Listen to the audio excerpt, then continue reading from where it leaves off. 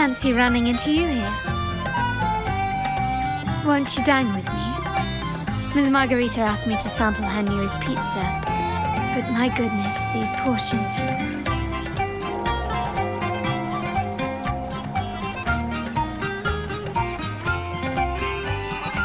Did you hear what the Order's acolytes found while clearing the abandoned library? A manuscript of a poem with an accompanying music sheet.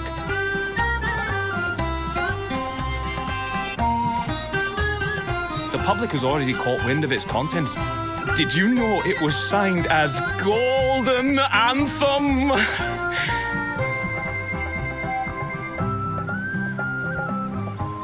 They say it was their last work, written aboard the Pilgrim's Sail. I reckon the original finder fished it out the sea and put it in the library, not knowing what it was. Shh! Quiet! They're criminals. Best not mention them in public.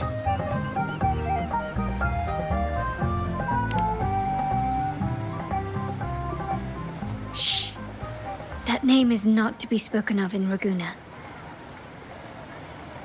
Simply put, the Golden Anthem was once a renowned poets' society. Their 3 members were once the Sentinel's cantors, but the Order banished them for insulting the divinity. Allegedly, their pilgrim sail caught fire and none on board survived, and thus their last known work disappeared. Well, since the manuscript is no longer secret, how does the tune sound? Give me a second. Let me think.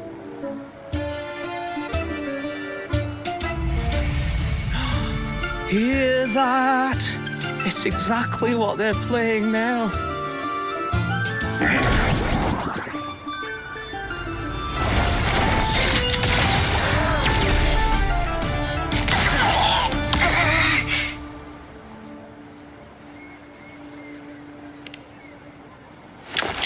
Well, it would appear they were possessed by daemons, just as this very article suggests.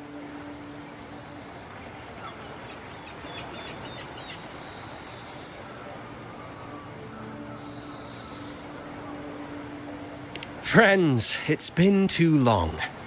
I gather you were also listening in on that conversation about the Golden Anthem's last work? What did you mean by daemons? Resentful of the Order's verdict, they committed to paper a curse upon Rinascita and Ragunna. Those favored by the divinity were the most willing to raise the blade of rebellion, for they alone knew how to make divinity bleed and doctrines crumble. Though they died in exile to a great fire, their resentment festered in their music and poetry, transforming into horrors known as daemons. Like the fire that dragged them to hell, these daemons will spread throughout the land and burn all of Ragunna. This article was recently published in the Ragunna Literary Journal. Quite the perspective, wouldn't you say? Vengeance born of resentment. Such dark and twisted characters are hard to resist. Perhaps someone unwittingly played that tune just now and opened the plushies to possession by the daemons. Then again, it's all conjecture. Those in the Poets' Society died years ago, and who's to say what really happened? Now, if those vengeful spirits really do exist, well, out of all the patrons here, they went straight for you, Rover. Curious and curiouser. By the way, it just so happens that I made a copy of the Poets' Society's last work. Here, take it. Consider it a little souvenir from your spirited encounter. Maybe it'll prove useful later. Goodbye, friends. A change of venue is in order. I must finish my play.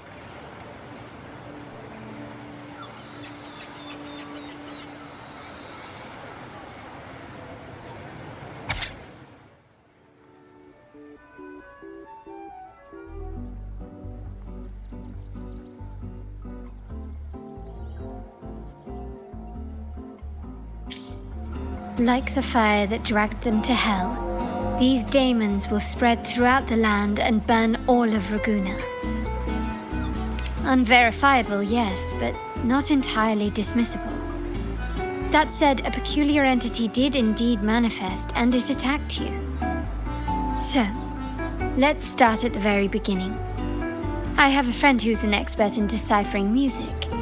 I believe you've met her before. She who resembles Topaz should still be near Whisperwind Haven at this hour.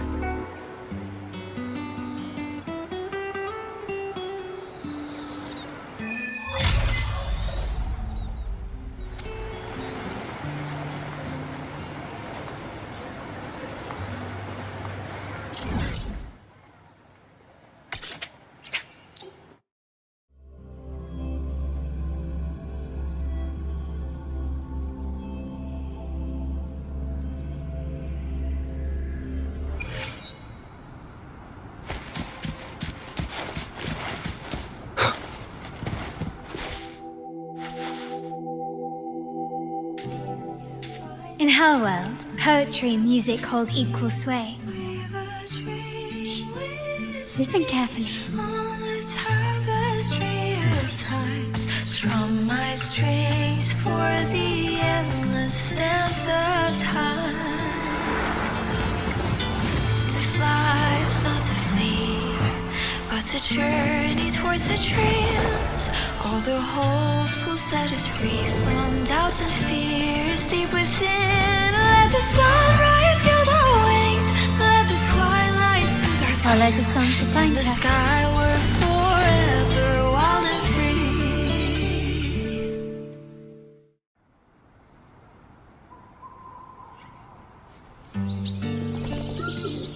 free. Rover! Carlotta! It's been too long.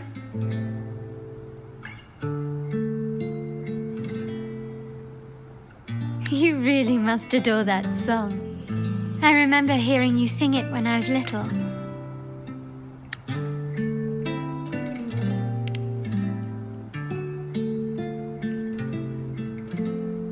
When I was a child, whenever I passed by Ciaccona's house, I'd always hear music drifting from the courtyard. Lively, spirited, and so full of emotion. I remember it well. Those two guards of yours were like giants from Septimont. Easily 200 pounds of pure muscle. Back then, Ciaccona's family conducted the Order's choir.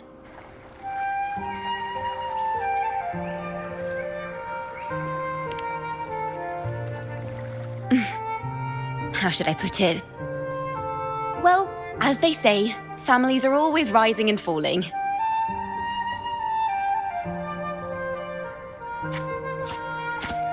But a song is a song, whether sung in a grand hall or beneath the open sky. As for family matters, let the past stay where it belongs. Anyway, the two of you came in such a hurry. I suppose you're not here to take in the music?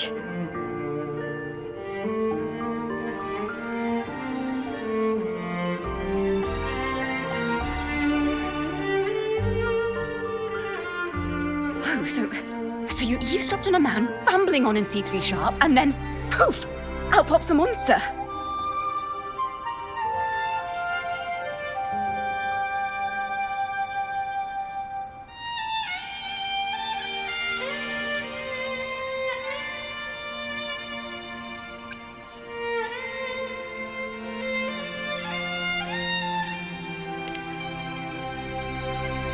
Let me see.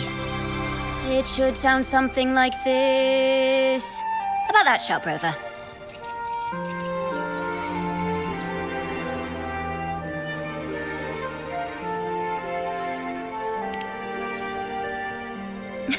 I know, right?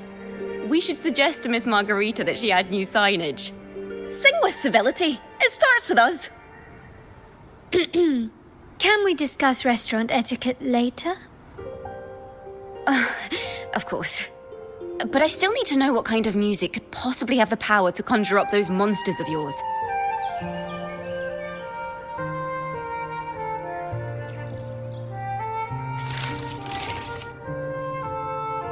The Golden Anthem. That name should never be spoken. They're criminals. To conspire with them is to risk banishment at sea. Or worse.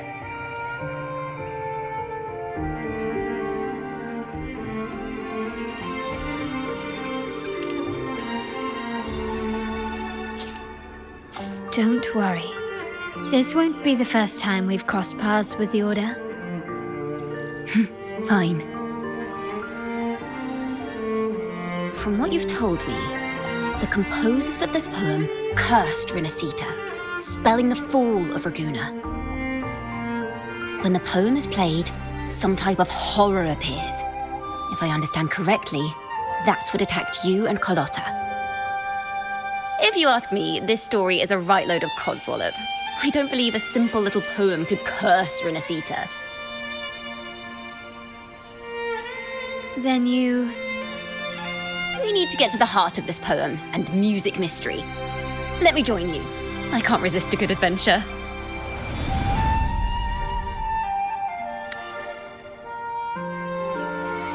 I'll help you find the link between the music and those daemons.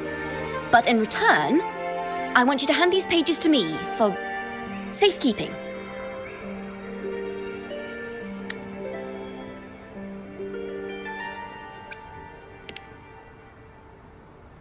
Then we have a deal.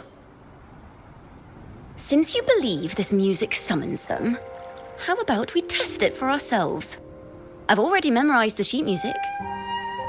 It's risky, but there's no surer way to find out. Wouldn't you agree, Rover?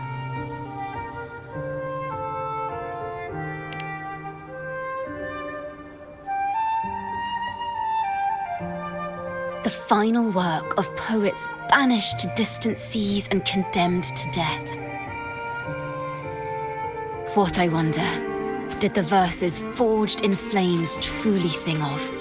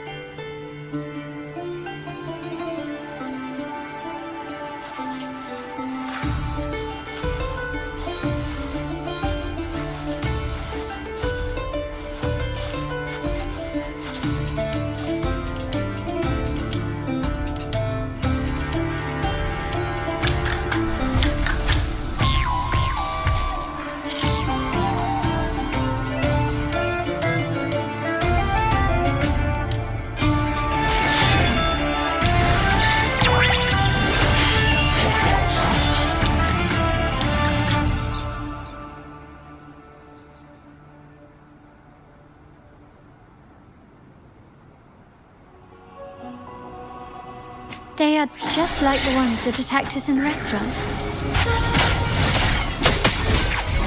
Perfect chord.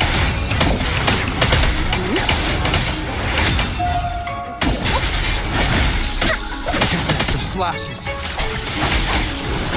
Polyphony.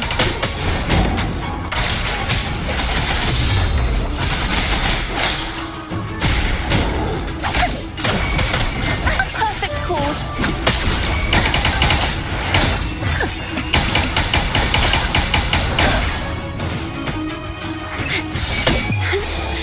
Let the show begin!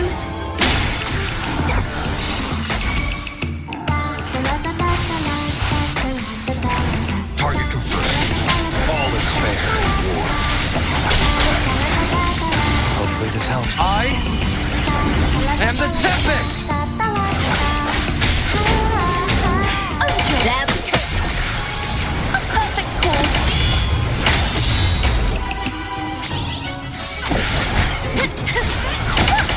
Monster!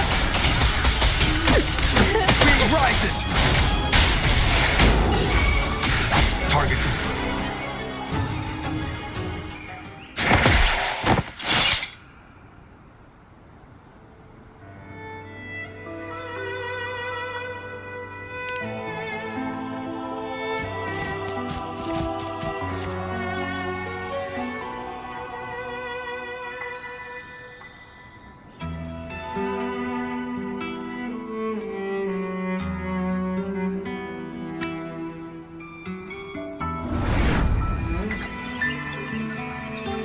They burn in despair, resentful of the Order's verdict, till their last breath.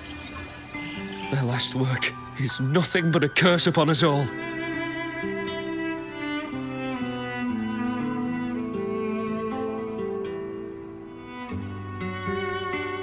With our bodies to fuel the fire, the ensuing furnace shall forge Ragunna's true gold. Is it saying Ragunna will burn to the ground?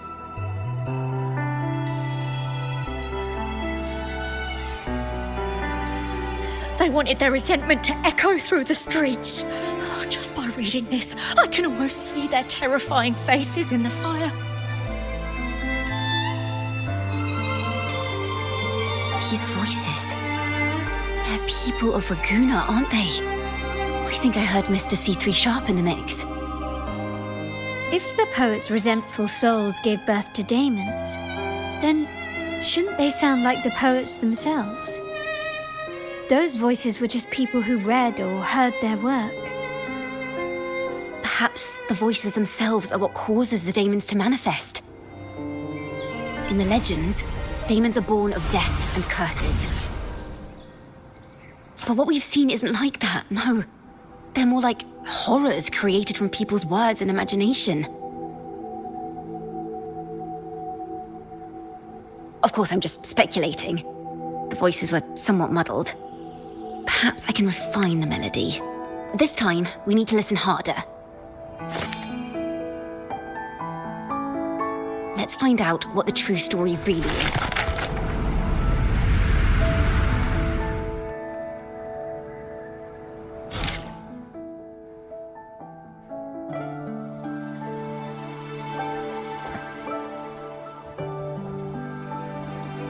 This is a realm created from melodies. Music can transcend space and time to bring memories and stories to life.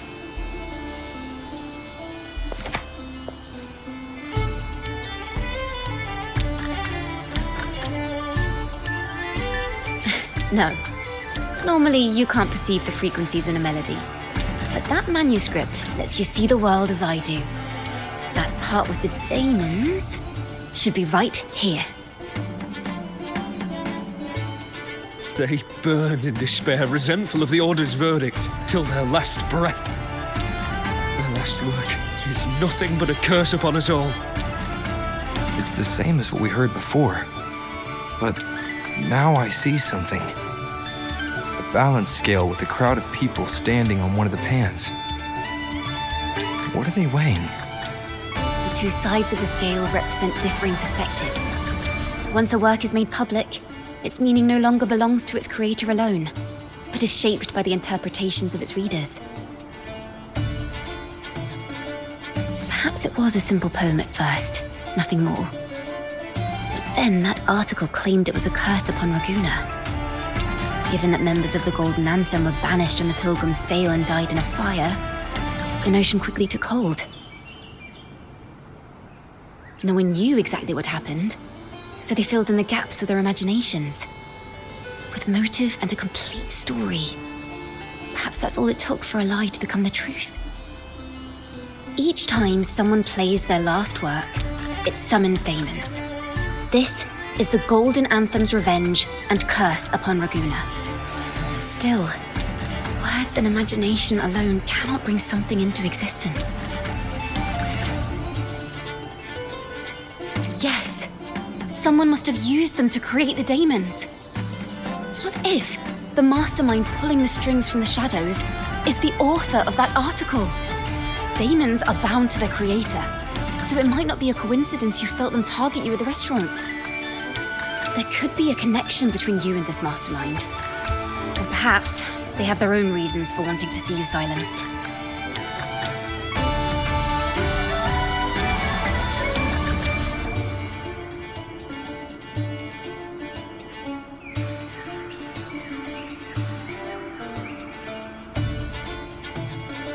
Imagination knows no bounds. If left unchecked, such incidents will only increase.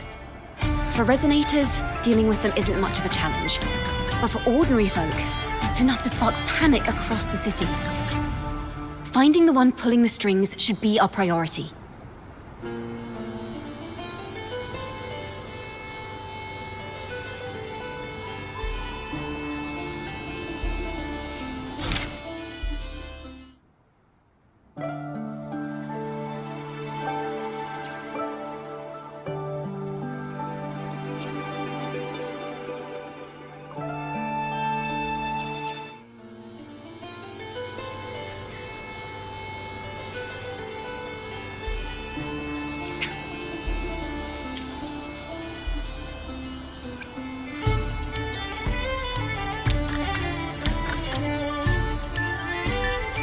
the Daemons are born from the public's imagination, then things will shift once we catch whoever is responsible for starting this in the first place.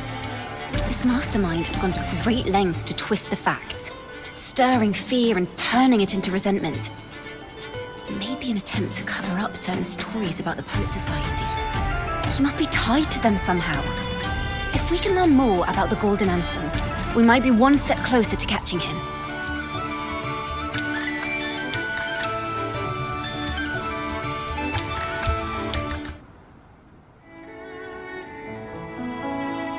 Music and poetry are born from kindness and hope. Yet now they've been twisted to create these monstrosities. Whoever is behind this won't just sit back and watch.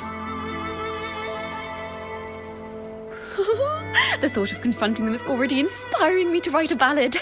What should I call it?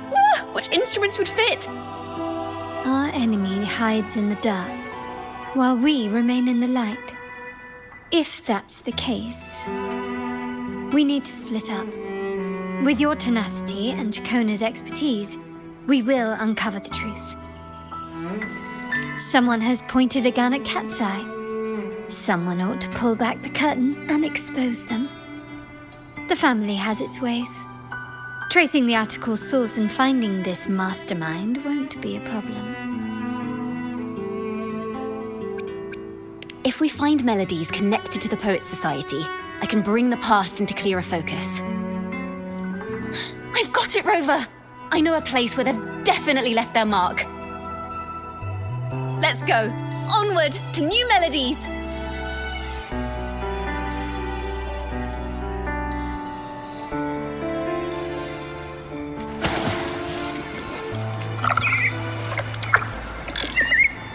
I really admire the wind.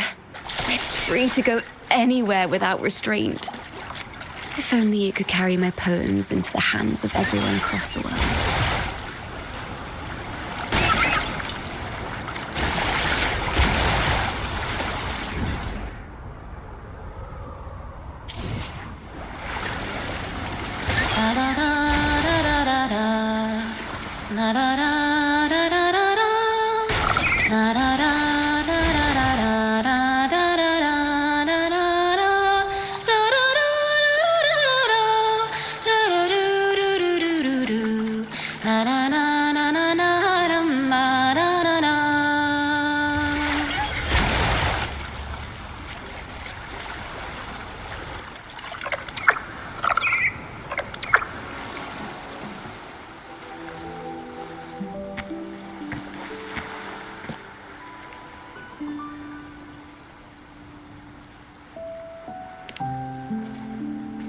Ta-da! Welcome to Requiem Paradise. This is where Ragunna's musicians lay their old instruments to rest. For the people of Ragunna, the sea is everything. We live and sleep by the sea, and our souls drift out to sea when we pass.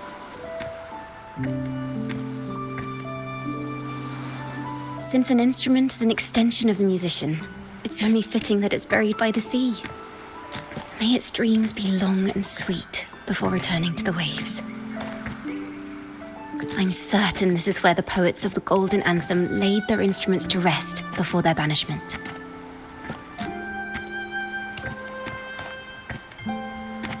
What's wrong? You seem troubled.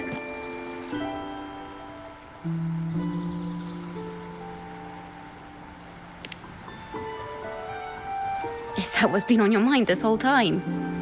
I say, if the answers aren't coming, let it all go and clear your mind. To be honest, I haven't found any leads either. But worry not, this is what we bards call a bottleneck. Once, I spent 3 days just trying to find the right words to describe a tree. Couldn't do it, not one word.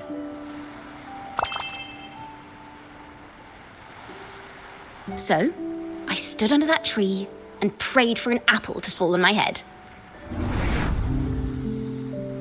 You know, just like in those stories where inspiration strikes after an apple hits you. And, well, at least you get a snack out of it.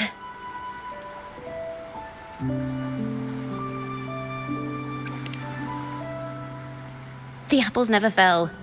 I stood under that tree until I couldn't any longer, but still no inspiration came.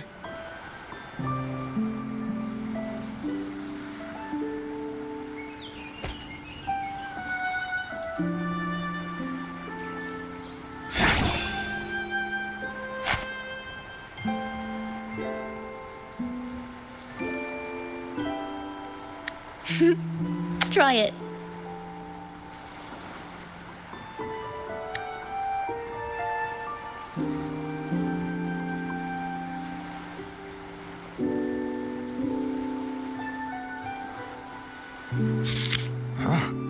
It's a real apple. Later, when I finally decided to leave, I looked up through the gaps in the branches and suddenly saw a blooming flower atop a cliff. Turns out, even without an apple, inspiration may yet strike. But if I hadn't stood there, I might have missed that unexpected burst of beauty.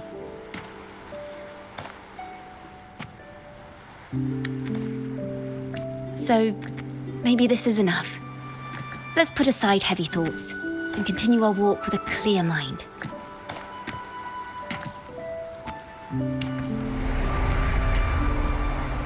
I'm starting to understand why Carlotta calls you Topaz.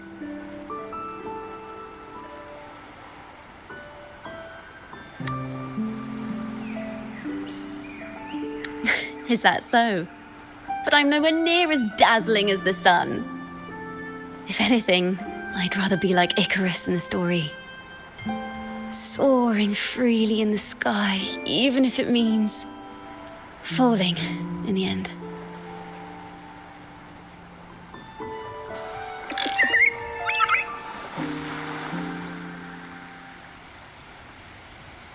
I sense the melody of an instrument close by. Let's search for it.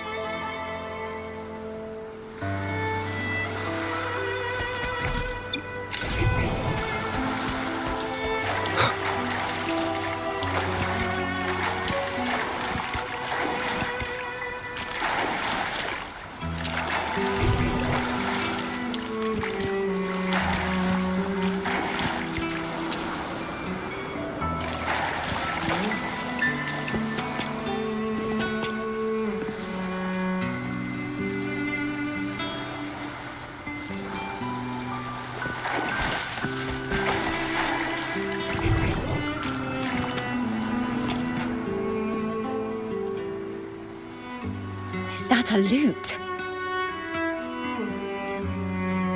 Its echoes are faint. Perhaps because it's been abandoned longer than the previous two. I'll need some time to decipher it. Wait. The sound may be weak, but there's an undeniable strength to it.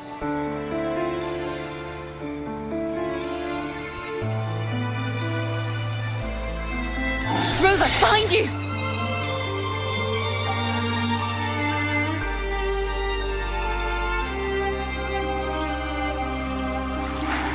Seems this lute likely belonged to a member of the Poets Society. Which is to say, it holds the melodies they left behind.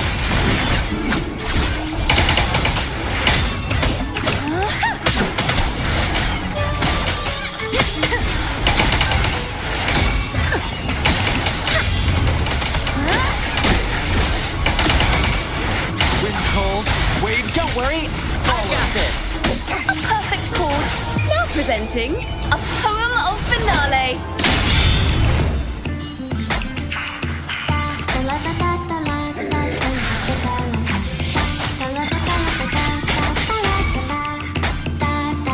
Wind calls, waves follow. Let's play hide and seek. Extra, leave it to me. The timbre also matches. I believe this lute is exactly what we've been looking for. Sometimes, even when the instruments are the same, the performer's mood can change the entire sound. For example, this lute doesn't seek to boast. It speaks softly, like a traveler sharing a story over tea in the warmth of an afternoon. The true purpose of music is to express what words cannot.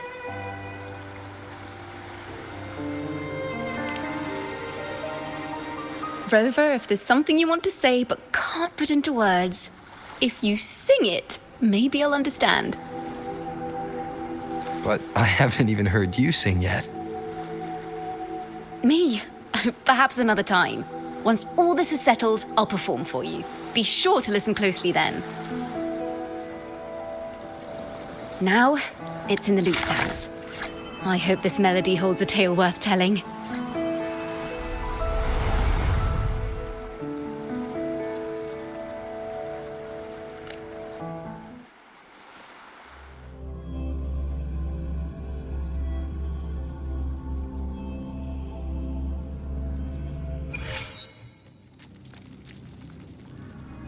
Listen, I hear something up ahead. It seems like an interrogation room. This melody carries the weight of the Poet Society interrogation. Let's keep moving. Take care with each step. The melodies left by these instruments are extremely fragile. The realm we're about to enter will appear fragmented. We may find ourselves straddling vast rifts in time and space. A single misstep could draw us into other melodies, leaving us lost within them.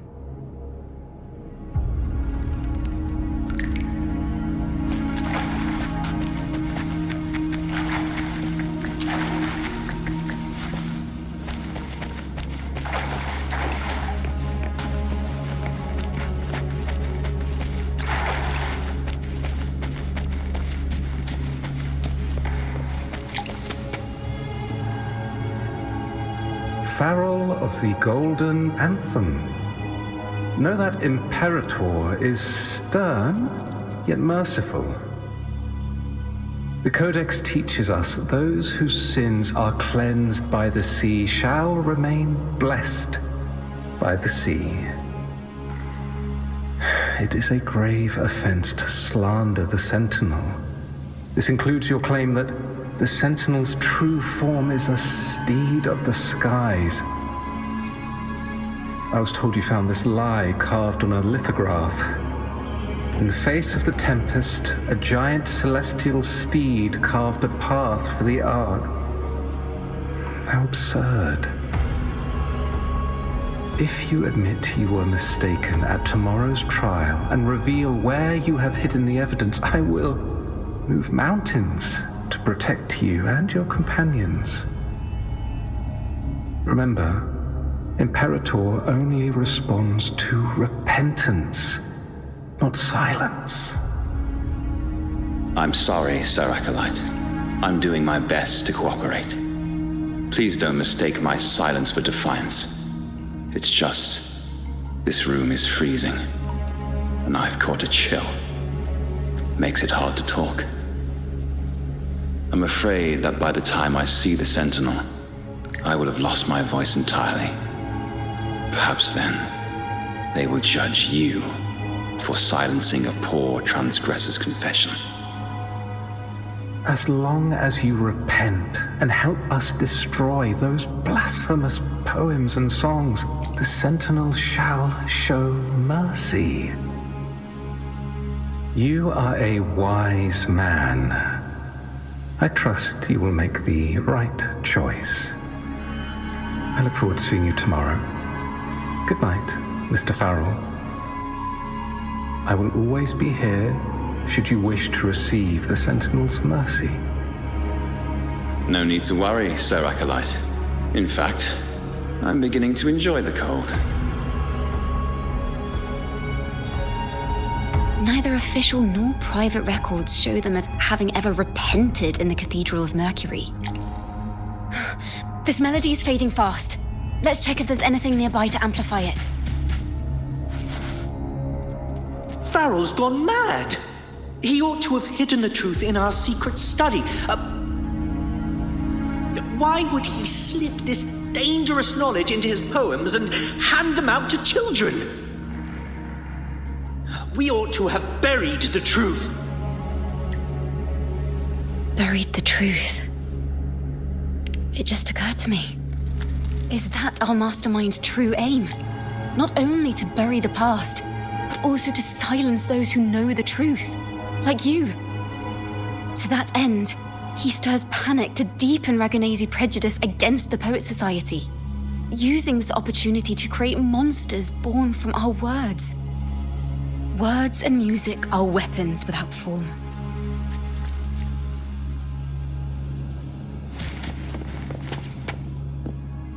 I knew this was to be our fate. From the moment we uncovered that lithograph, I knew it would come to this. Still, I have no regrets. But if the Sentinel's true form is a flying steed, what does that make the Imperator we've pledged our faith to? All this time, we've been living nothing but a lie. The Order's stance is that the Poet Society concealed blasphemous works, yet the Order themselves concealed the lithograph's existence. What were they afraid of? That's right! You must have seen the Sentinel in the inverted tower. To keep the Sentinel's true form a secret, the Order ruined the Golden Anthem's reputation.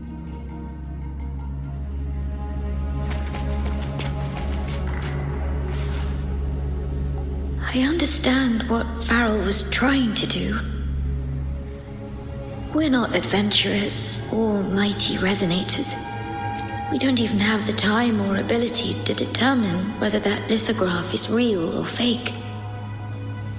Farrell only wanted to share the voice of uncertainty. He hoped someone might understand his doubts. Our fate has been sealed. All we can do now is choose what we believe and carry what we hope to be the truth to our graves. They don't sound like they're full of hatred at all. If anything, they appear to have anticipated what would happen.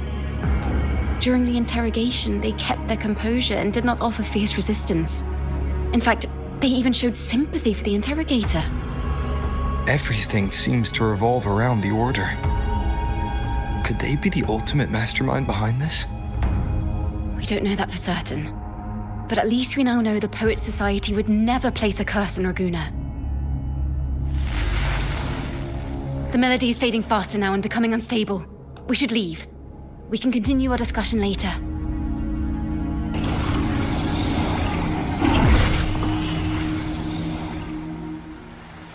Where is this place? A study? Ciaccona, are we? Ciaccona? We must have gotten separated. Ciaccona did say even a slight misstep could draw us into other melodies. Am I? You are to build a home here, like seabirds. Dwell upon the water, just as countless stars dot the night sky. I don't know if what I'm feeling is right or wrong. They were clearly the Sentinel's cantors. Why would anyone call them criminals who insulted divinity?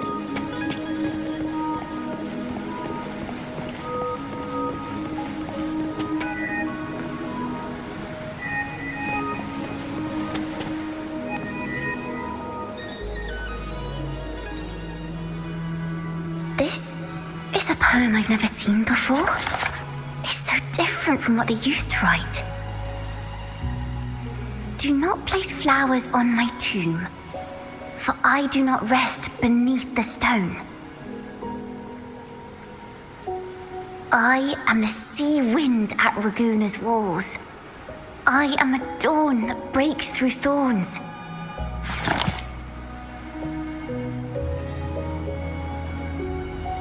I am a nighthawk of wings aflame, soaring towards the celestial steed, whose praises I sing and whose true form I behold. A flame, celestial steed, true form I behold.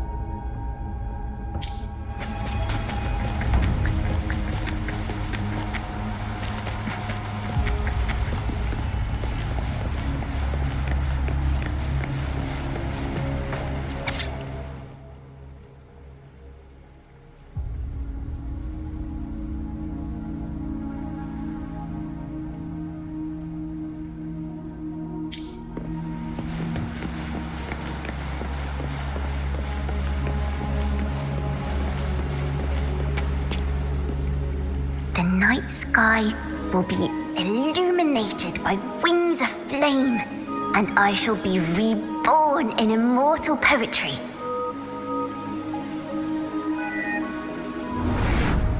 Because they cannot banish the truth, the Order of the Deep instead banished us to the sea. Our thirst for truth is why we were cast out.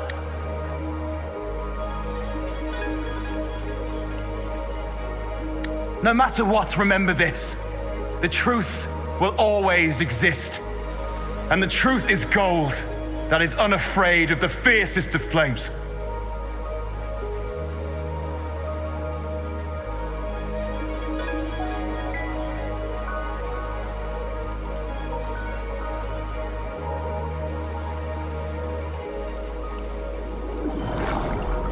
Can't get through, but the sounds are coming from over there. What is this place? Who are you? She's always been distant and aloof, but her true melody is both heavy and fragile.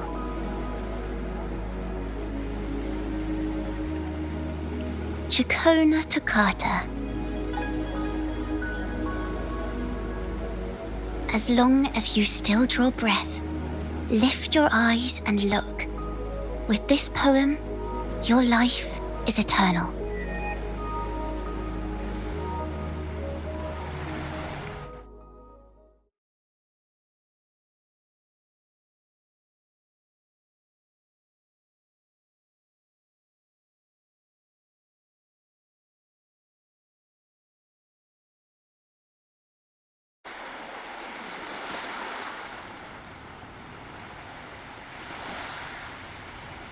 Rover?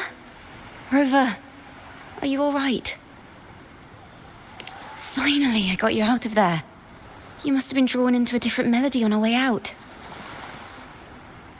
I just walked into his study and ran into a strange little girl. She seemed quite taken with the Poet Society's work. She mentioned a name. Ciaccona Toccata. I see. I don't know who you met, but Toccata is my family name. As I said before, for family matters, let the past stay where it belongs. Just call me Ciaccona. We don't need to overcomplicate things.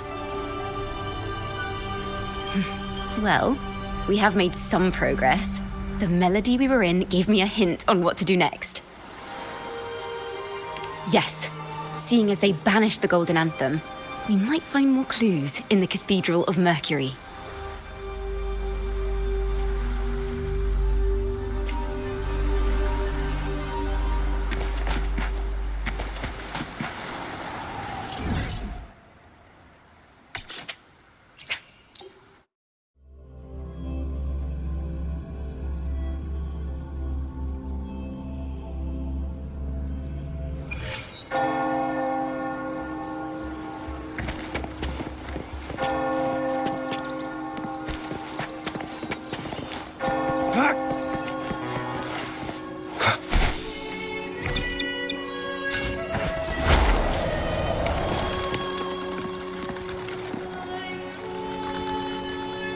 Have you found her yet?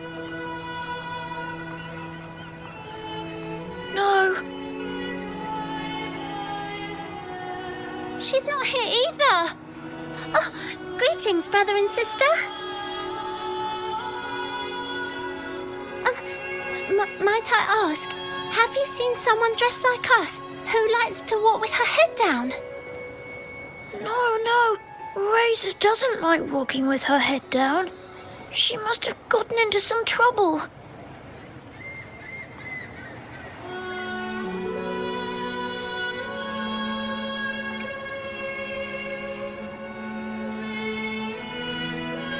Thank you for the compliment, sir. These are our ceremonial robes. We're rehearsing hymns to sing at the ceremony. Racer is our lead chorister. We took a break from rehearsing to play hide and seek, but when the time ran out, we couldn't find her. Maybe she got mad at us because we sang badly. She hasn't smiled at us much since rehearsal started. Can you tell your big sister here what hymn you're rehearsing? The teacher says it's a hymn to honor the brave knights and the Sentinel's guidance. But Razor says the hymn was written by a bunch of criminals.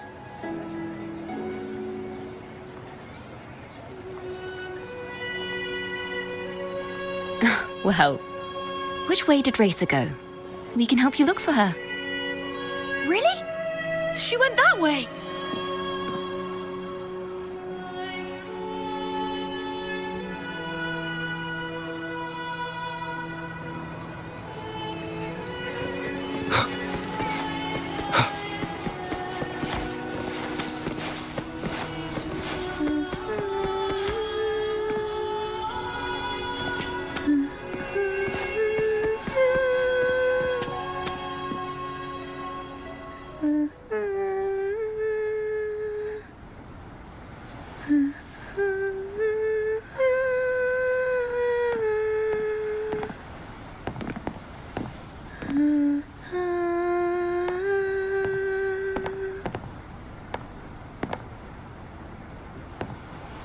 Such a beautiful voice, isn't it?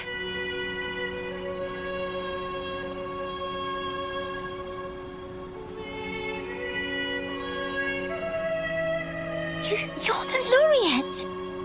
And you are? My name is Ciaccona. A friend of mine. Don't be scared. We're only here so that you can finish your game of hide and seek. Hide and seek, right. Myron and the others are waiting for me. Sorry I've caused you trouble.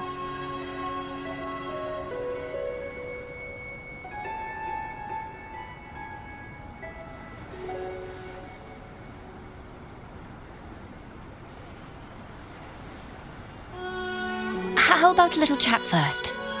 Something's troubling you. I can tell. What? Of course not. The ceremony is coming up, and the choir still has so much to rehearse. I'm fine.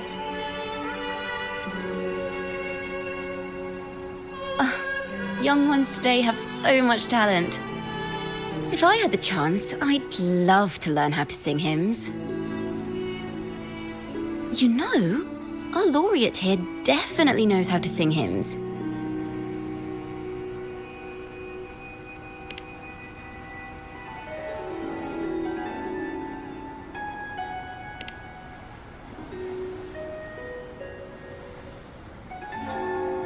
It's just...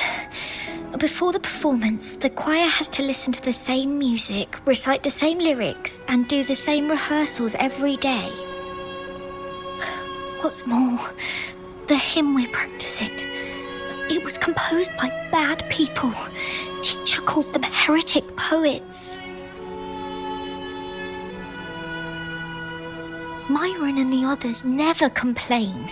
They're always eager to sing praises to the Sentinel on stage. But now their dreams are all dashed because of me. Myron, Patero, and Shear's voices are in perfect harmony, but I can never keep up. And I don't like this hymn. Myron and the others are too young to realize that heresy is a grave offense, but I know.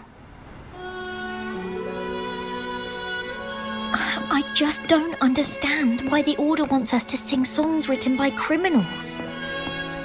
The more I thought about it, the more out of rhythm I became. In the end, I could barely sing at all.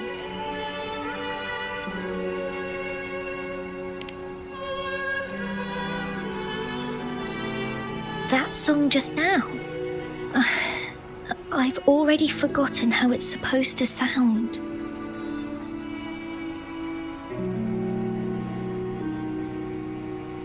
Well, what do you think a hymn should sound like? A hymn, as the books state, is a song of praise for the Sentinel who leads the lost to the abundant lands. No, not that. I mean, how does it make you feel? Try to remember what you were feeling when you were singing alone in the corner just now. Well, I didn't want to hold everyone back, and I really wanted to help everyone have a great performance at the ceremony. Then hold on to that feeling. Let's rehearse again. You don't have anyone sitting in on your rehearsals, do you? No. Well then, the Laureate and I will be the first to hear you perform.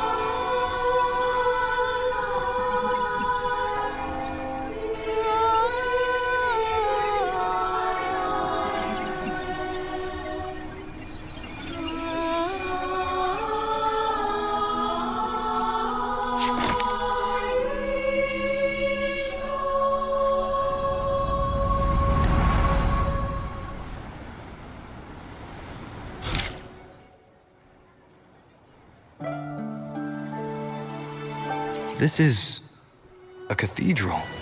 That's the choir on stage, with the Poet Society leading them. Looks like it's a ceremony of some kind. It sounds like...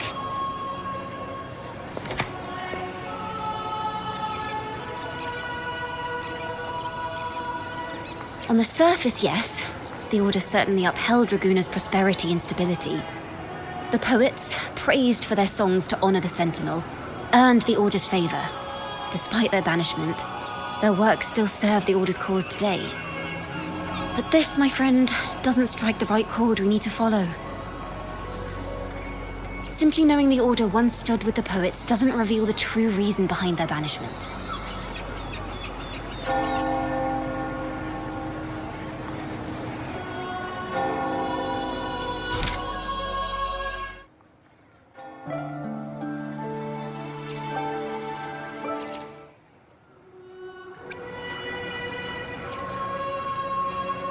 It sounds like a song celebrating the knights who defeated the Tacit Discords at Whisperwind Haven.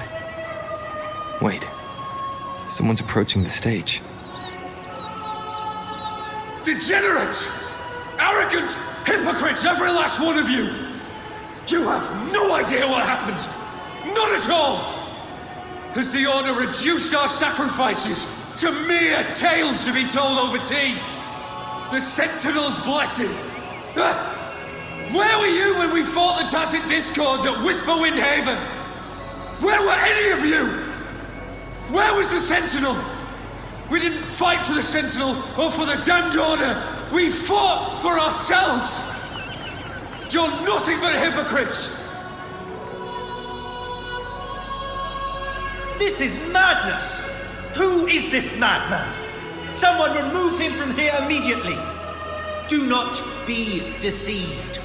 All knights who rode into that battle wielded swords sanctified by the Order. They fought in the name of divinity. What he said about the common folk, is it true? Tell me, were they also sanctified at Whisperwind Haven? I must see it for myself. What a mess. I suppose this incident is what changed the Poet Society.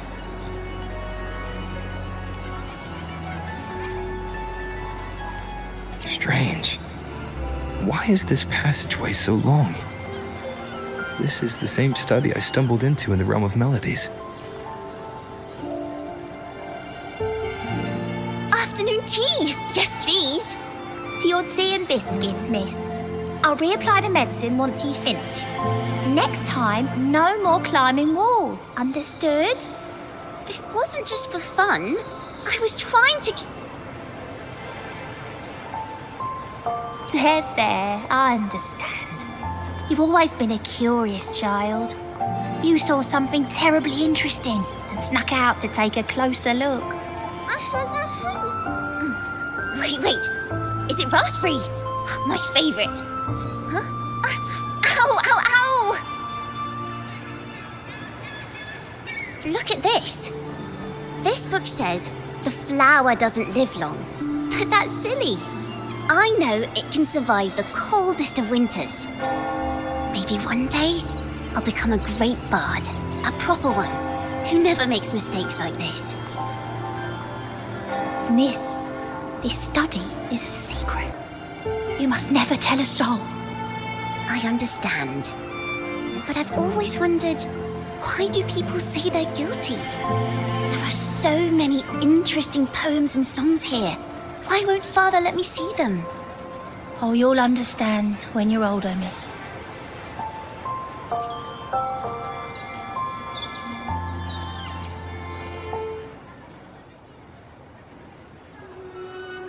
Oh, what splendid singing!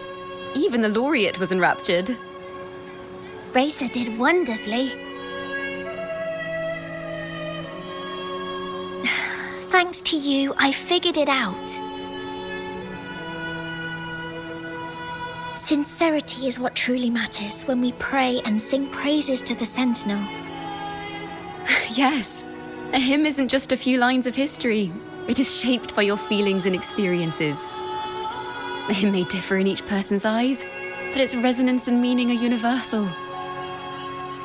I hope you'll give the audience a spectacular performance on the day of the ceremony.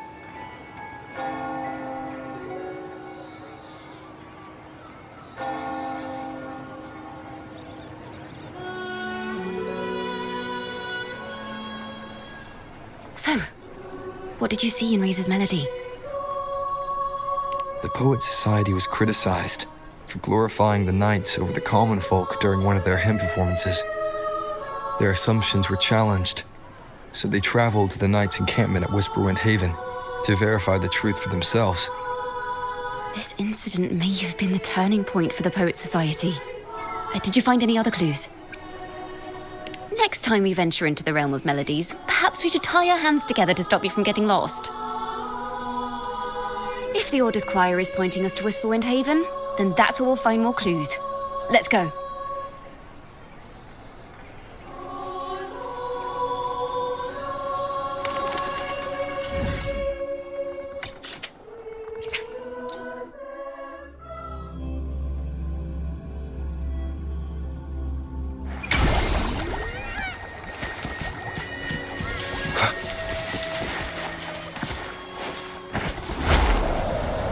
Heard of these knights during my travels.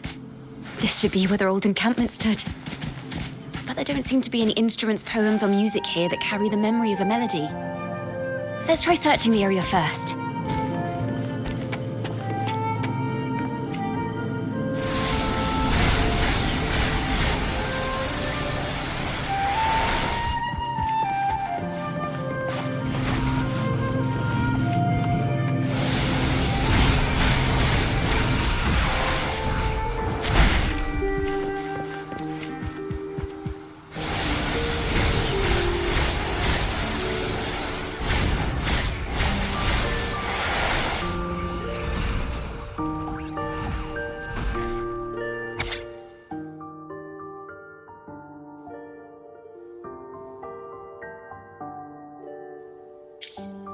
These bonfire poets were no doubt members of the Poet Society.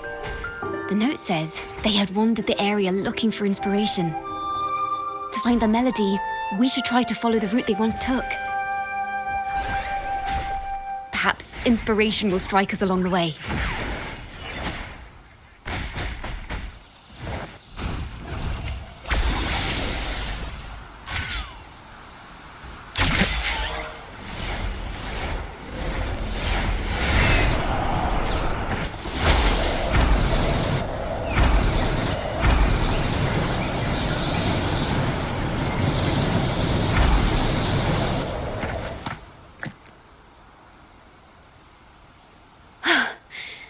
This was the last stop on their route.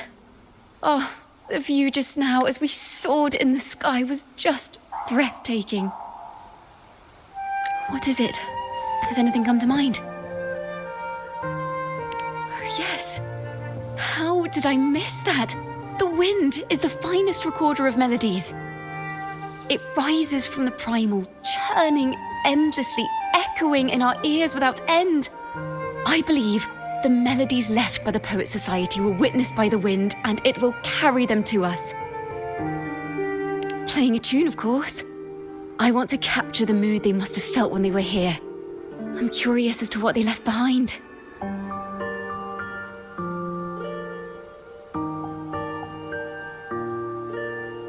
Rimbo and Selena must have returned to Ragunna by now. That lithograph of the Sentinel's true form. It has to be here somewhere. Did that gentleman guide us intentionally? Who exactly was he? Backpack stuffed with papers claiming to be a common artist traveling in search of inspiration. Yet he spoke like a nobleman. But I can't afford to think about that now. If not for his help, we'd still be singing praises to a false sentinel. He's right. We cannot continue to sing for the Order anymore. We must enlighten the people of Ragunna. They deserve to know the truth. The Knights of the Order defend only the Order's interests, and so the time has come for us to become knights for the people of Ragunna. It seems someone told the poets the truth about the Sentinel, and even suggested they stop singing solely for divinity and begin singing for the common folk as well. On the surface, what our mystery man said makes perfect sense. He even has knowledge of Imperator's true form. And this hidden lithograph is evidence the poets were telling the truth.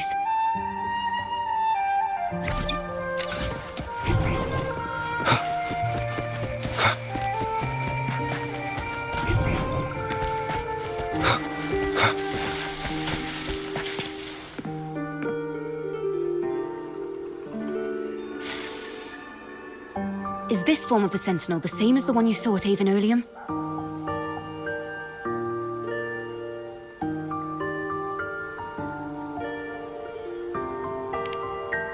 So the poets were indeed banished for uncovering the Order's secrets. Even under interrogation, they held their silence. It wasn't until they met this mysterious man and learned the truth that they chose to become Knights of Ragunna. Resentment and curses are not songs of their own style. As for the true mastermind, we still have no direct proof linking him to the Order. We must confront his lies and put an end to these Daemon incidents.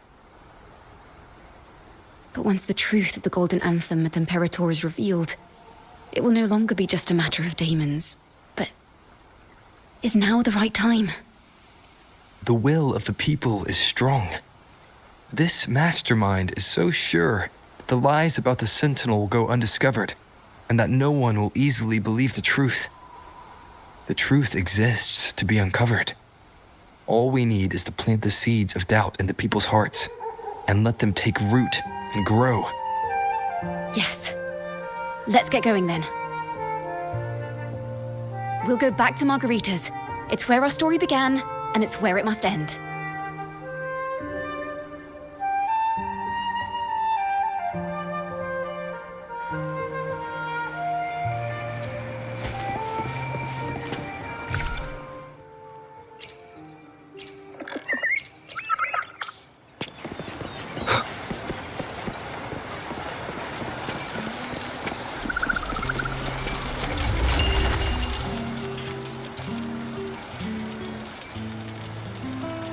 Miss Margarita!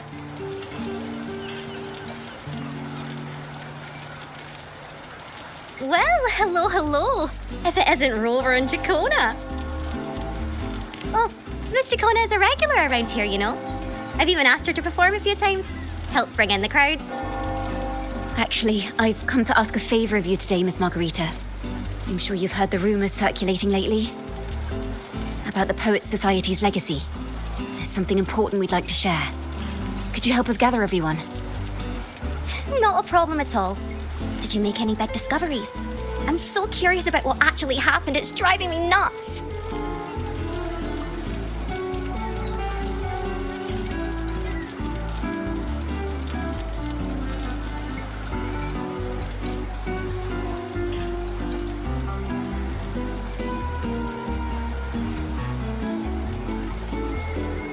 Rover, we'll begin when you're ready.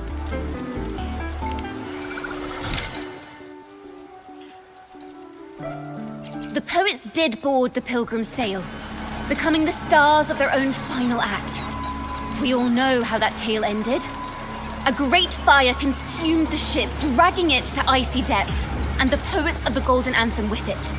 But hear this. Banishment did not breed hatred in their hearts for our city, and the flames did not scorch a curse into their music or poems. If you wish to hear their true voices once more, seek them at the Cathedral of Mercury. The children there still sing hymns written by the poets of the Golden Anthem. And yet, not a single Daemon has appeared, even as those poets faced their end.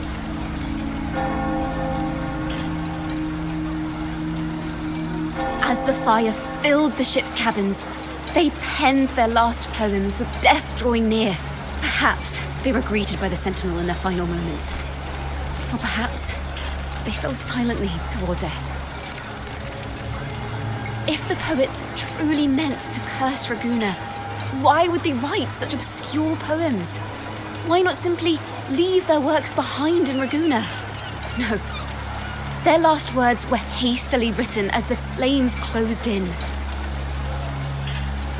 This charade, it was carefully crafted, twisting their work to conceal the truth. We already have... No. Tomorrow, at the Odyssey Opera House, I will reveal the truth. Until then, I thank you all for your patience.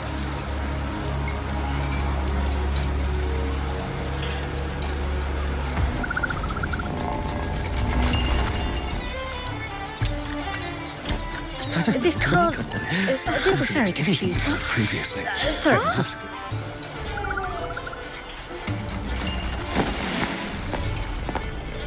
Loria, is this all real? What do you mean by the truth? Did you discover something?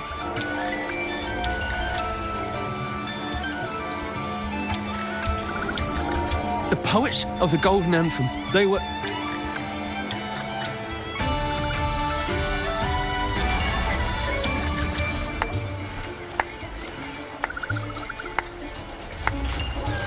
A fascinating story indeed. You've certainly piqued everyone's curiosity. The speech you made just now, you're implying the poets of the Golden Anthem were framed and their works deliberately misinterpreted. Exactly. Someone used the story of the Golden Anthem to stir the public's curiosity. This is what created the Daemons. If memory serves, official records of the Order of the Deep state the poets were charged with blasphemy against the Sentinel. Surely you're not suggesting this was all the Order's doing? I dare say, such remarks would be considered a grave crime, punishable by banishment. Are you from a noble family? The city's elite have a habit of siding with the Order.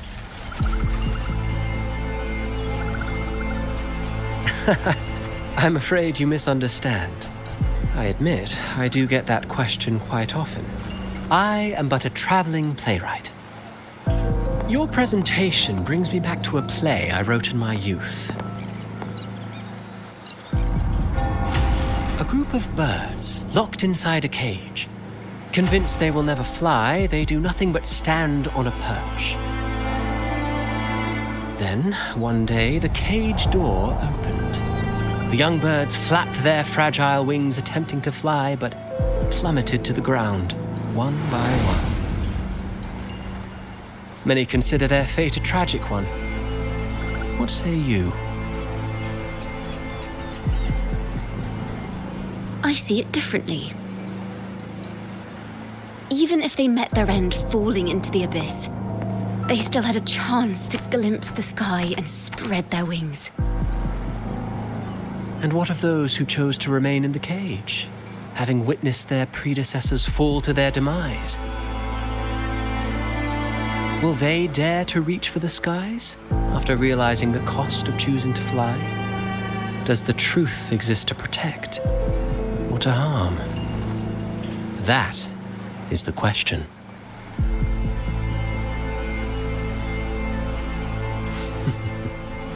Miss Poet, I look forward to tomorrow's arrival.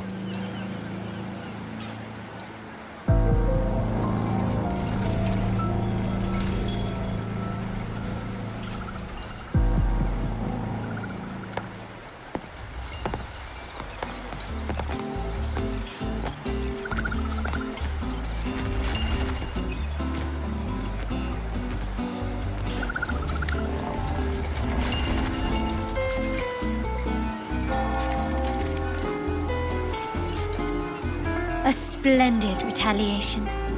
I witnessed all of your performance. Like everyone present, I too eagerly anticipate tomorrow's arrival. As expected, the Order's fingerprints are all over it. According to our inside sources, it was none other than acolytes from the Order who salvaged the poet's lost works from the wreckage. They've long known of their existence and hid the poems in the Order's library. It's possible this was a sham all along.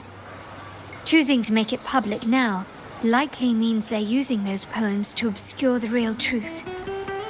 Now, considering the fact that the untraceable article first began circulating among poets, musicians, and playwrights alike, I think it's fair to say its author is a regular of such secret circles. He may even be the resonator we've speculated about. His collusion with the Order is why these rumors are allowed to run rampant in the streets.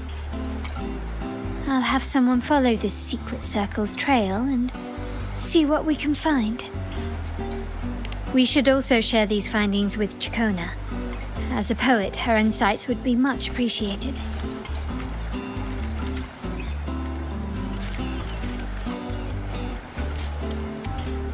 Well, that's strange. She was just there a moment ago. Just like when we were children. Gone without a trace. When she and her family disappeared without even a goodbye. Ms. Margarita, have you seen Ciaccona?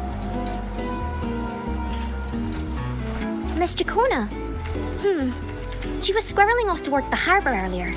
I thought that's where you were meeting, so I didn't say a word. She did look quite down, though. Never seen her wear such a gloomy face before. Thank you for letting us know, Ms. Margarita. Why don't we split up and look for her at the harbor?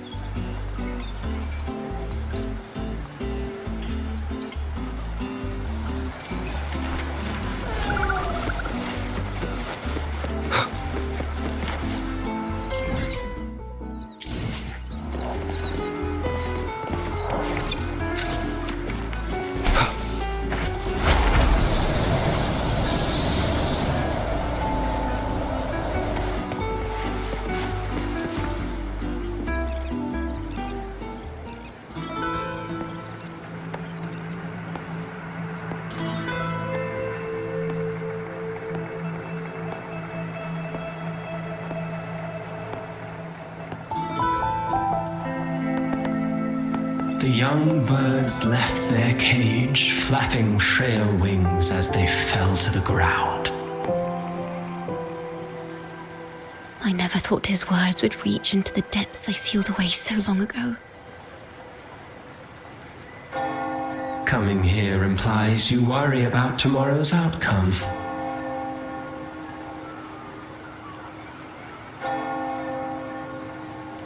You intend to reveal the truth of the Sentinel to the public.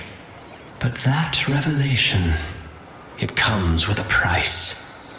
One you've paid before as a child. Remember?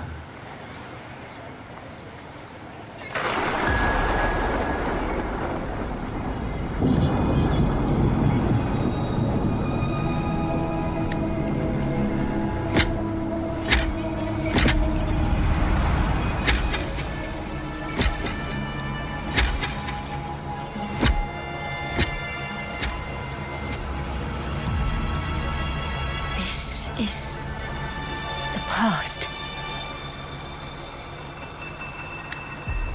And here I thought you'd be much wiser than this.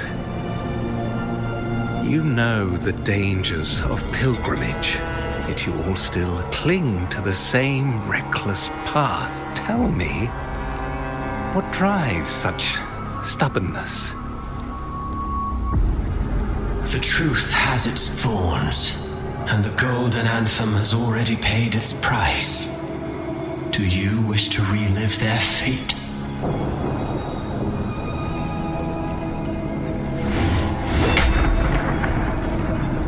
Is that what you're trying to tell me with your play?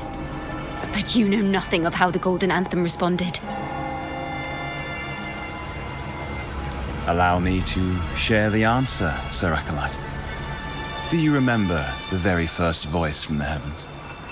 The one the people of Renacita kept alive in their hearts as they built their homes on this land? Surely you've seen The Golden Bough, yet? A play where people from various clans wear masks, singing and celebrating together. An occasion you now call Carnival. And what of it? It is words and songs. We are not your enemies. What you face here is something that is hard to describe, something I call reverberation. It exists forever, and you can never defeat it.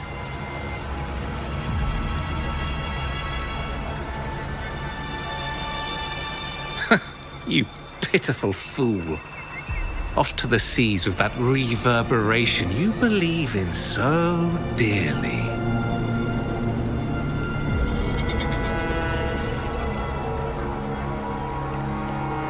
The Order of the Deep seeks to banish us to the seas because they know they can't banish the truth.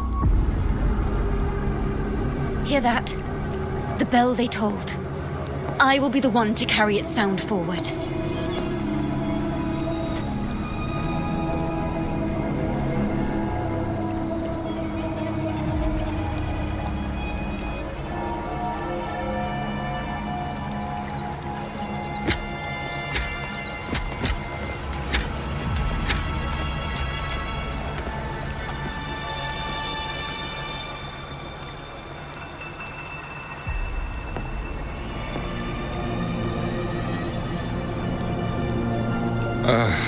The parallels, so striking.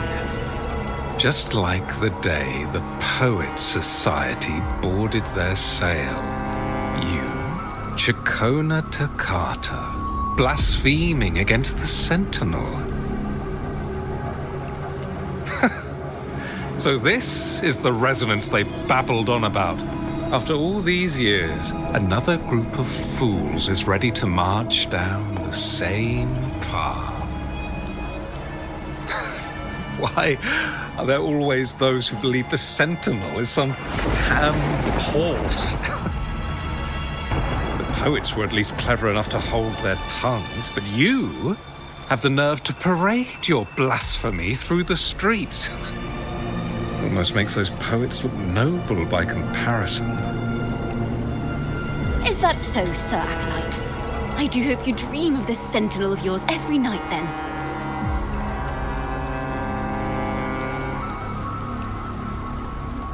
Spare me your sarcasm, you insolent bard! You're nothing but a mouthy relic, the last of what remains of your wretched family. Do you not repent for your crimes? Ah, so you've already tasted their fate, haven't you? You and your family, banished in the name of blasphemy. Such a dramatic turn of events. As cantors of the Sentinel, both the Toccata family and the Poet Society committed the same crime. Tell me, what is the connection between you and those poets? You're nothing but a figment of my imagination. None of this concerns you. It was a price we were willing to pay. We have no regrets. When I was a child, I lacked the ability to prove the Sentinel's true form. But now, with the inverted tower shifting and the prophesied laureate among us, I believe the opportunity has presented itself for the truth to be... Opportunity. Indeed. The moment of choice dawns once more. Do you intend to repeat history? This time, dragging Rover along with you, boarding the pilgrim sail and clinging to hope as the storm carries you away.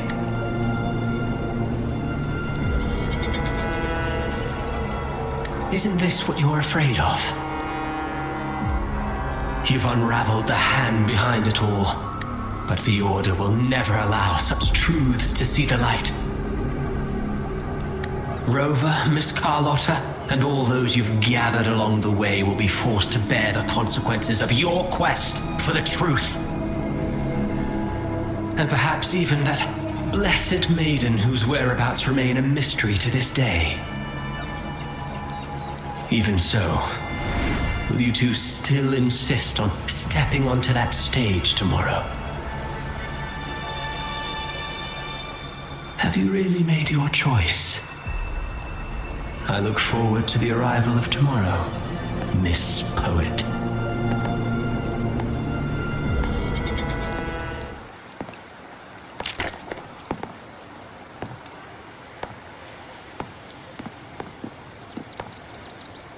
Is this Ciaccona's sheet music? She was here. The vision I just saw seems to have been recorded from this. Ciaccona mentioned she always writes down her melodies on manuscript paper. Could this be?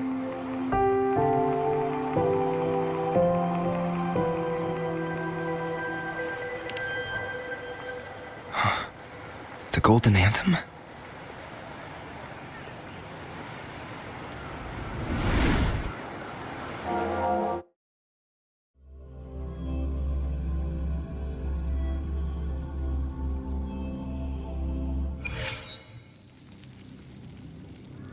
An interrogation room.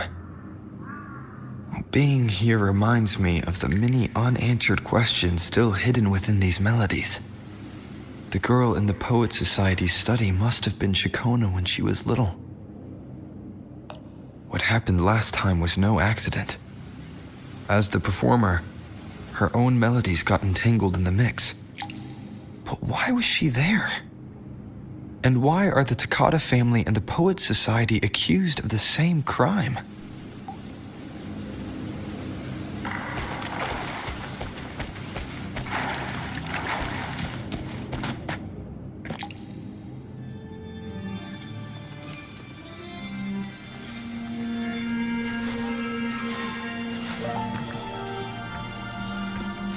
Thank you for understanding everything.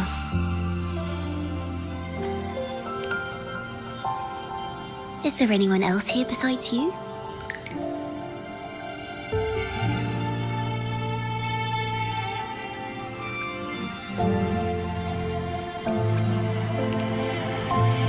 You must have touched the Golden Anthem's music sheet. This is the story it holds. To be able to touch it means you're someone I can trust. I am yesterday's child of ignorance, the actor now on stage, and the banished sinner of tomorrow, Ciaccona Toccata.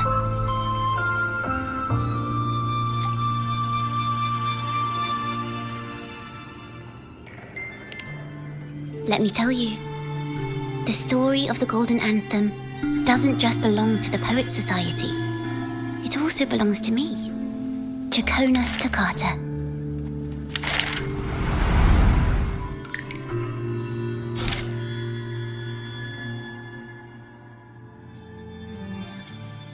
This is how it all started. A mysterious person showed the poets the truth about the Sentinel. Then they decided to become Knights of Ragunna. Back then, besides the conductor, there were others who helped organize things. That was us, the Toccata family. It didn't take long for the Order to notice us. To keep everyone safe, they gave my father a key to a study. Inside, there were papers that could have destroyed the Order, if anyone would even believe them in the first place.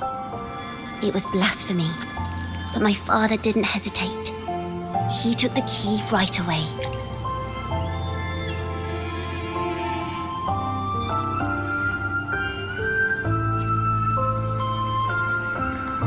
As you've already seen, I was also banished. You've probably heard a lot about the pilgrims' sail from Brant. Usually, the food and water in those ships aren't enough to get the people where they need to go. Even if they made it, the cold would get them. But on that ship, the Order made sure there was nothing. No food, no water, nothing. And there were only 3 fools on board.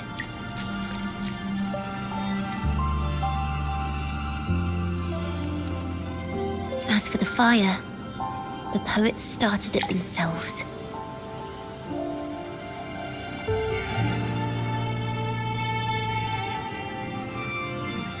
In the past, everyone thought they were brilliant cantors, but inside, only they understood how fake and arrogant all their poems and music really were. In their last moments before death, the poets just wanted to leave something real behind. But it was so cold out at sea, and wood for fire was already running low. So they set the cabin on fire, and met their ends in the flames. In the world they dreamed of, poets would no longer be shackled, and everyone could sing freely. That was their wish for the future when the curtain fell. With our bodies to fuel the fire, the ensuing inferno shall forge Ragunna's true gold. But the Order was afraid. They didn't want any loose ends. So they went to salvage the ship's wreckage.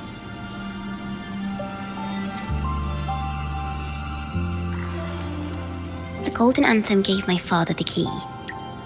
At first, he wouldn't let me near it because I was too little.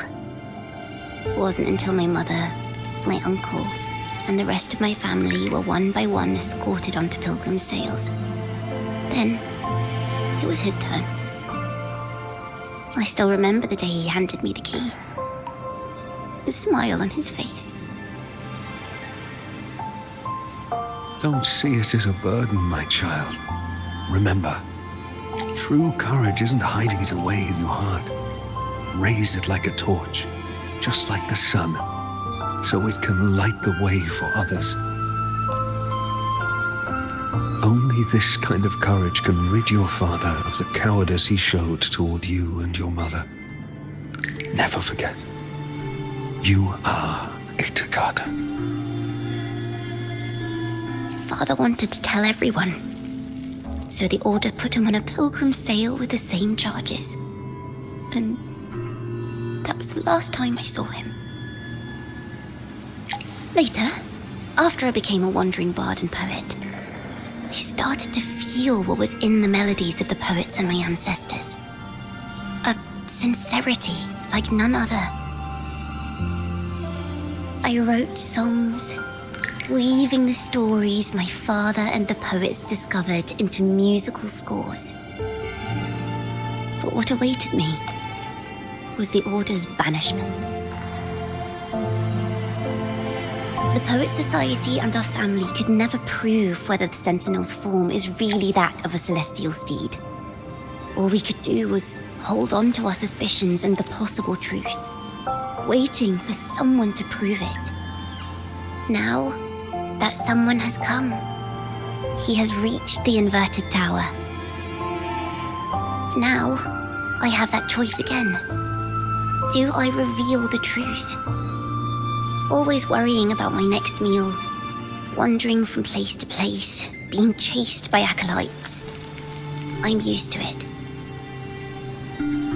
But this time, I have you and my friends with me. I can't let you all repeat my fate. If we step onto that stage tomorrow, the Order will not stand idly by.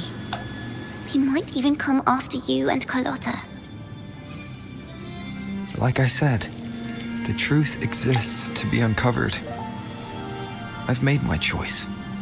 And once everyone hears the truth, I believe no one will question the choices you all made in the past. There are hints of the sea inside Ciaccona's melodies. You should take greater pride in being a poet. Thank you. Thank you for understanding everything.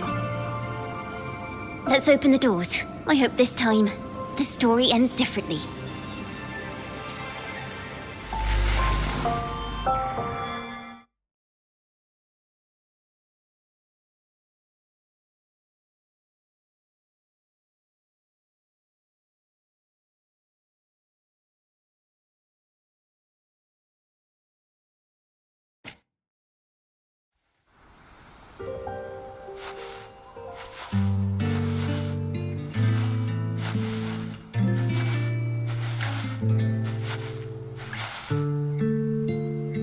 This song, it's the one she performed last time. The melody is the same, but why does it sound so sad this time?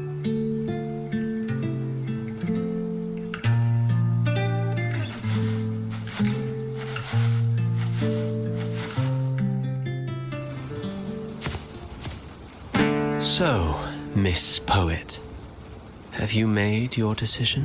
This is a poem I've never seen before. It's so different from what they used to write. Do not place flowers on my tomb, for I do not rest beneath the stone.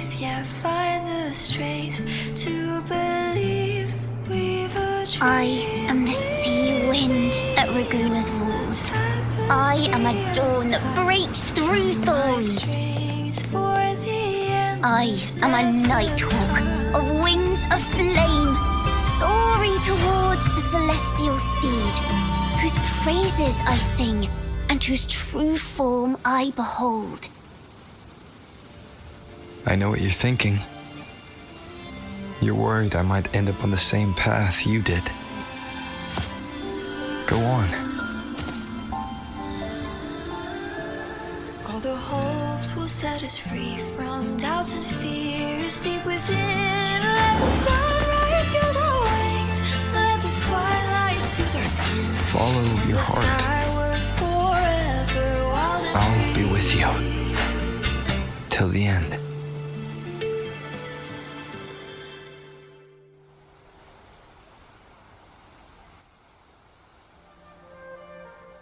A penniless bard and the laureate roving in a foreign land. Together, we rise up against the order of the deep itself. But as long as the seeds of doubt are planted, the kindling in Ragunna will eventually ignite to forge its true gold. There! Now, how's that for a story worth telling? Ah, speaking of which, have you ever read that novel? It's about a knight on a quest to challenge a giant in the name of justice. The knight is also accompanied by a squire. Time after time, they throw themselves at the seemingly invincible giant. I am no Montelli, acolyte of the Order of the Deep, or Knight of Ragunna. But still, I shall lead the charge. Yahoo! Mount up, Sir Knight! To battle we go!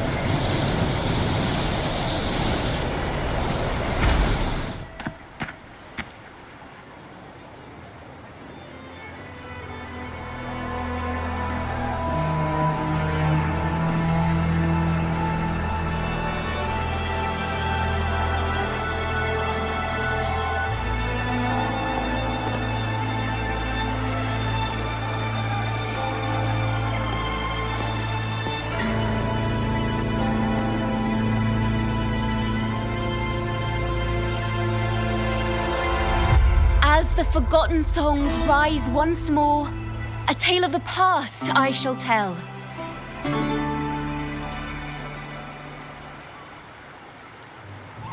This is the story of those who were accused of blasphemy. They were once poets, singing songs for the divinity and the order. This is how their music became known to all.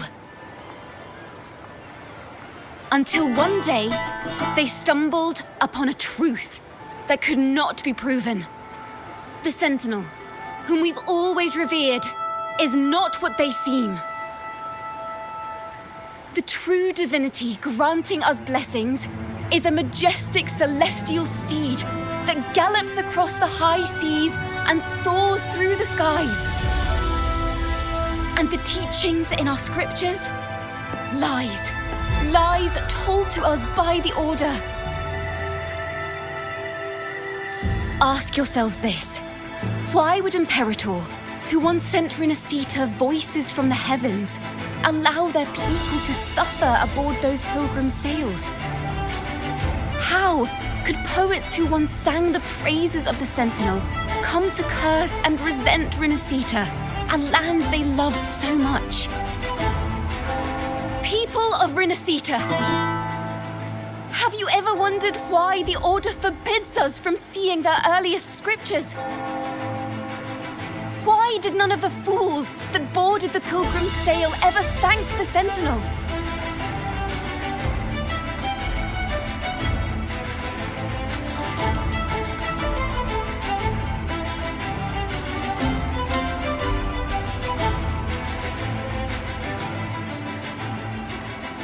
Imperator and Ragunna have always stood united, yet lately, they seem to have vanished from our dreams. Why is that? Ciaccona Toccata, in the name of Imperator and Primus Fenrico, you are hereby under arrest. You will face the full weight of the law at the Order Penitentiary.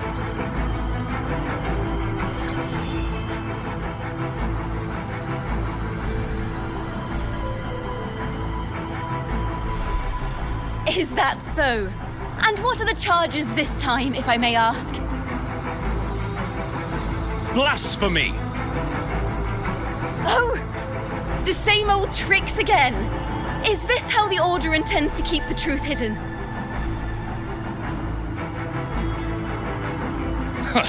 Save your empty words for your confession to the Sentinel.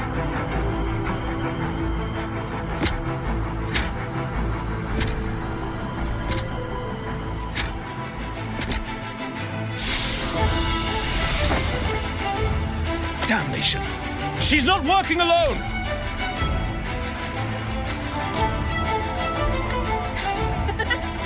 Farewell, Sir Acolyte! Oh, and just a little tip for you. Keep your eyes on the audience below. Let's see how much of the Order's hypocrisy these empty words can unveil. I have faith. The music of the Golden Anthem will one day echo across Ragunna's skies again.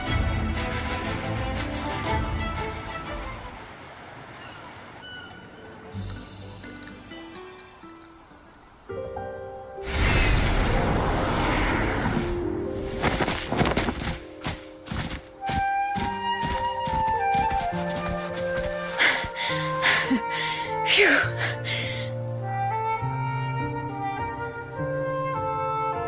A masked hero suddenly appeared, rescuing the bard right when she was about to be apprehended by the Order. But that's a story for another time.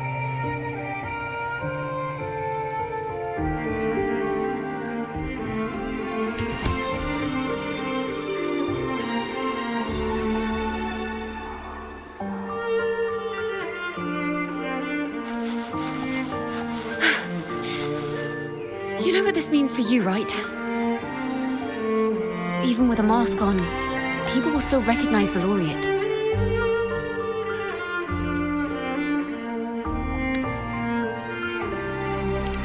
I'm now a wanted criminal by the Order.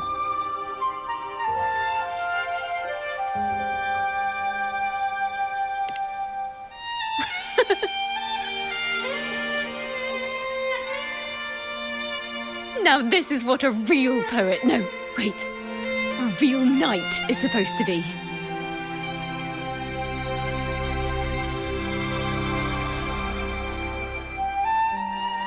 Well then.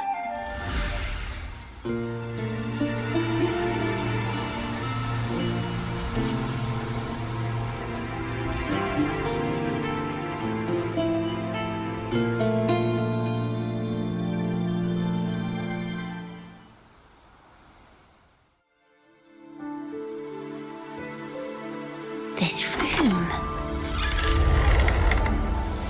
is our final stage. Now, it's your turn to step onto it. You will witness a different world. You arrogant hypocrites! Led by curiosity and wonder, you step forward. I am the gentle sea breeze, sweeping through Whisperwind Haven and towards Ragunna's high walls. Well, have you decided on your answer? I look forward to the public trial. Perhaps our fates are not so different after all. It is time, sinner against the Sentinel. But you... I will continue to sing. As long as there are those who breathe and see. My eternal summer will never fade.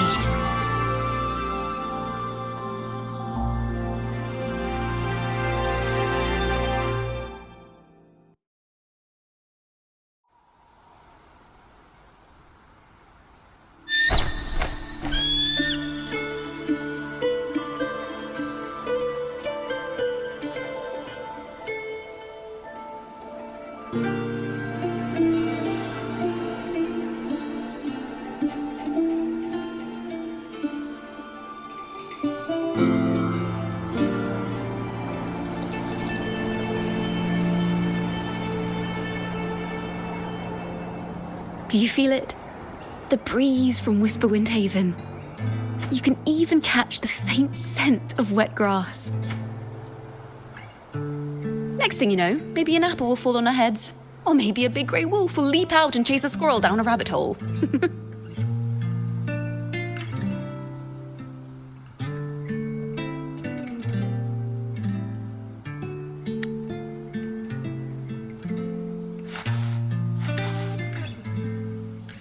Thank you, Rover.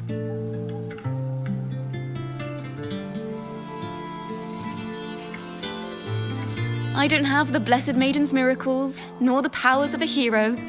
I'm just a wandering bard.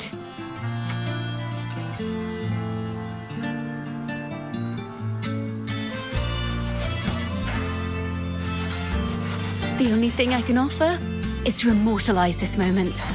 I will carry all the stories about you with me.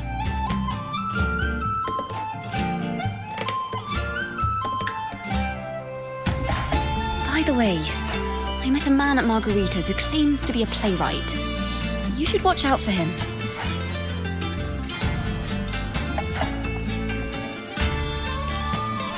I'm not entirely sure who he really is, but my guess is that he might be the resonator who's been working with the Order.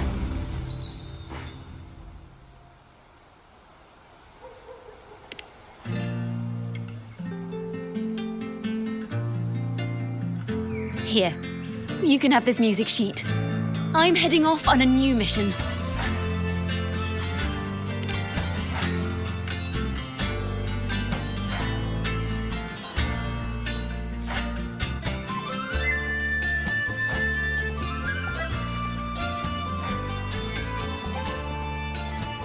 An escape mission. Starting today, I'm no longer just a wandering bard. I've got the Order hunting me now. A journey like this, it's begging to be written into a story.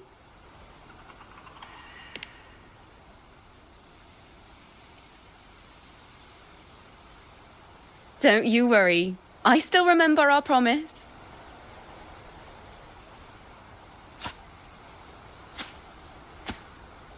About the song I wrote you. We will meet again, and I'll sing it for you, I swear.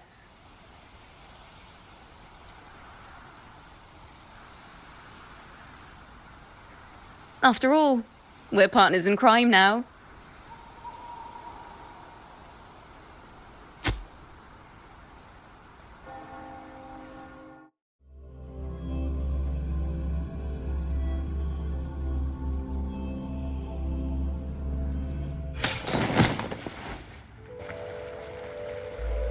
My Lord Primus, it seems your plan has not gone quite as you'd hoped. You sought to revive the blasphemous Poets Society, spreading their legacy to stoke the fires of prejudice, and through my aid summon daemons to sow fear across Ragunna City. I care not for labels of good or evil. My only care is Ragunna's order and chaos. Fear is but one tool among many to maintain stability. Ah, truly the words of one in possession of great power. Such lines are rare, even in plays. And yet, why do you seem so restless, Lord Fenrico?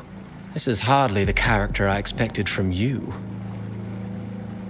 Is it that foreign laureate that unsettles you so?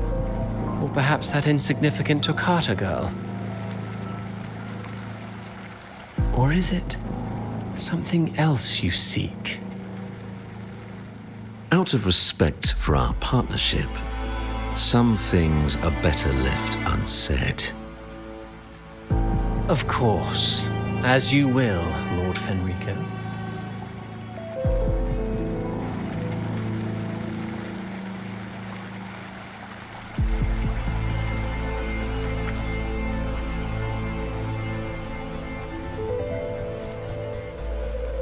Wait.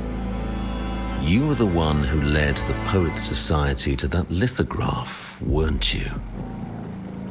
I've heard whispers of your presence at Whisperwind Haven around that time. Whenever you were asked, you claimed to be seeking inspiration. Why are you doing this? As you said yourself, out of respect for our partnership, some things are better left unsaid. There was no deception. Indeed, I was seeking inspiration. In the end, I found a story about birds in a cage. The birds, having uncovered the truth, must decide. Will they choose to fly into the unknown, or remain caged within the familiar? Ah, Lord Fenrico, a word of reminder.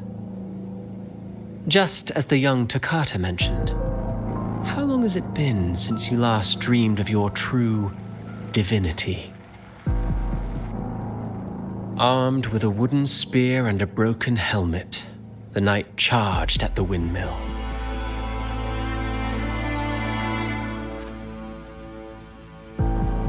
His squire, ever loyal, trailed close behind as if becoming one with the knight. Together they charged again and again. True knights in spirit, ignoring the countless wounds they bore. Truly astonishing. Even if you took such a script, what could you possibly accomplish, Hecate?